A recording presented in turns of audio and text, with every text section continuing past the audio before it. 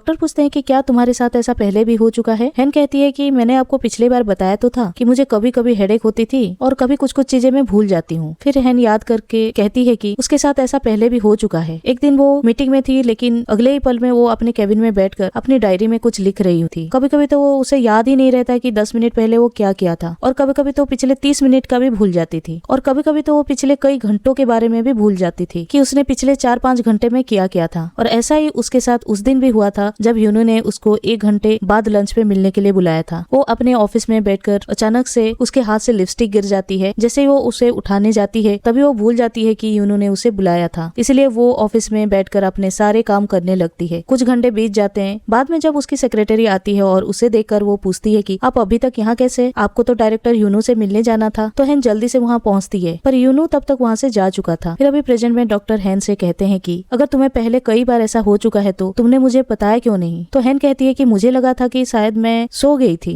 या शायद थकावट की वजह से मैं कुछ चीजें भूल जाती थी। मुझे कभी ऐसा बॉडी में दर्द वगैरह कुछ हुआ नहीं, इसलिए मुझे लगा ही नहीं कि कुछ हो सकता है। मुझे लगा ये नॉर्मल है। क्या मुझे सच में कुछ हुआ है? तो डॉक्टर उसे बताते हैं कि तुम्हें बहुत ही रेयर बीमारी है, पूरी दुनिया में इसके बहुत ही कम केसेस हैं, बल्कि कोरिया की तुम पहली इंसान हो जिसे ये बीमारी हुआ है। हैन पूछती है कि क्या मुझे सर्जरी करानी पड़ेगी या किसी मेडिसिन से मैं ठीक हो जाऊंगी। डॉक्टर उसे बताते हैं कि तुम सर्जरी नहीं करा सकती क्योंकि तुम्हारी कंडीशन बहुत क्रिटिकल है, बल्कि तुमको एक बहुत ही रेयर ब्रेन ट्यूमर है जिसका कोई इलाज ही नहीं है। तो डॉक्टर जब उसके ट्यूमर के बारे में बता रहे थे तो हैन को फिर से कुछ हो जाता है और अचानक से अपने आसपास गहरा सा दिखाई पड़ता है, और उसे फिर लगने लगता है कि जैसे वो किसी बर्फीली जगह पर आ गई है। इसे डॉक्टर की कोई बात सुनाई नहीं दे रही थी, जबकि डॉक्टर उसे बता रहे थे कि उसके जो ट्यूमर सेल्स हैं सारे नर्वस में फैल चुके हैं। अब हैन तो अपने हेलोजिनेशन में खोई हुई थी। डॉक्टर जोर से उसका नाम बुलाते हैं, तब जाकर हैन अपने हेलोजिनेशन से बाहर आती है। इससे हैन की सांसें फूल जाती है और उसे बहुत ही ज्यादा घबराहट होती है। तो अपने आप को शांत करके डॉक्टर से पूछती है कि मैं ठीक कैसे हो सकती हूँ। कोई ऑर्डिनरी पर्सन इससे बचे या ना बचे उससे मुझे कोई फर्क नहीं पड़ता। आप मुझे मेरी ट्रीटमेंट के बारे में बताइए, चाहे जितने पैसे खर्च हो जाए, पर आप मुझे इसका इलाज बताइए। डॉक्टर उसे बताते हैं कि फिलहाल तो इसका कोई इलाज नहीं है, पर मैं तुम्हारे हेडेक और मेमोरी लॉस के लिए कुछ मेडिसिन लिख देता हूँ। हैन डॉक्टर से कहती है कि आपका मतलब है कि मैं मरने वाली हूँ, तो मेरे पास कितना टाइम बचा है। डॉक्टर बताते हैं कि जिस स्पीड से तुम्हारे ब्रेन ट्यूमर सेल्स पूरे ब्रेन में फैल रहे हैं, मैक्सिमम 3 महीने हैं तुम्हारे पास। ये सुनकर पहली बार हैन को डर लगा था। अब प्रेजेंट में हैन कहती है कि उन्हें कुछ नहीं पता। तो यूनो कहता है कि वो यहाँ के बेस्ट न्यूरोसर्जन है, तो जरूर उन्होंने सच ही कहा होगा। हैन कहती है कि फिर क्या मुझे अपनी बॉडी के बारे में पता नहीं होगा क्या? कभी तुमने मुझे जंक फूड खाते हुए देखा है या कोई पैकेट फूड? वो कहता है नहीं देखा। हैन कहती है तभी तो मैं कह रही हूँ ना, मैंने कभी अल्कोहल नहीं पी, स्मोकिंग नहीं करती हूँ, बचपन से लेकर आज तक सिर्फ vegetable juice and fruit juice में पीती हूँ, हर दिन योगा मेडिटेशन करती हूँ, मुझे भला कैसे कुछ हो सकता है।